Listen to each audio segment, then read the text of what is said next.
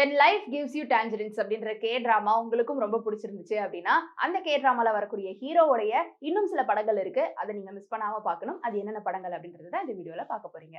கிம் Shawn ஹோகே இவர் தான் இந்த படத்துடைய ஹீரோ. அதாவது செகண்ட் ஹீரோ அப்படின்னு சொல்லலாமா? அதாவது அம்மாக்கு ஒரு ஹஸ்பண்ட் இருப்பாங்க இல்லையா?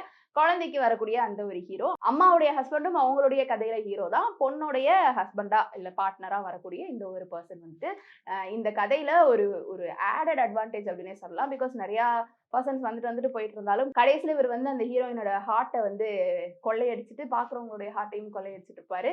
இவருடைய படங்கள் வந்துட்டு இன்னும் நிறைய இருக்கு. அதுல முக்கியமா நம்பர் 1 என்னன்னு பாத்தீங்கன்னா ஹோம் டவுன் சாச்சா சா 2021 வெளியான இந்த ஒரு திரைப்படம். முக்கியமா நெட்ஃபிளிக்ஸ்ல தான் நான் சொல்ல போற எல்லா திரைப்படங்களுமே இருக்கு.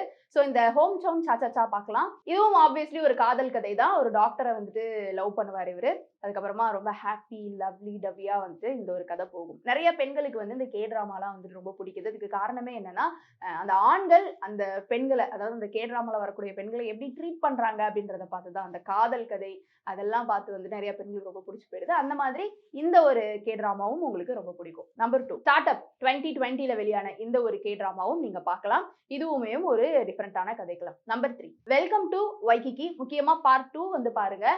இது வந்து 2019 வெளியானது. இதுவுமே ரொம்ப நல்லா இருக்கும். Number 4 100 days my Prince. இதுல வந்து கிரவுன் பிரின்ஸுக்கு ஒரு அட்வைசரா இருப்பாங்க. ஆனா இவருக்கு வந்து ஃபேஸ் பிளைண்ட்னஸ் இருக்கும். ஸோ இதுக்குள்ளேயும் சில காதல்லாம் வரும். இந்த மாதிரியான ஒரு கதைக்களம் தான் இது. நம்பர் 5 ஸ்ட்ராங்கஸ்ட் டெலிவரி மேன் 2017 வெளியானது. இதுவுமே அப்பாவுடைய சொத்தெல்லாம் விட்டுட்டு தானாவே முயற்சி பண்ணி ஜெயிக்கணும் அப்படின்னு நினைக்கிற ஒரு பையனுடைய கதை.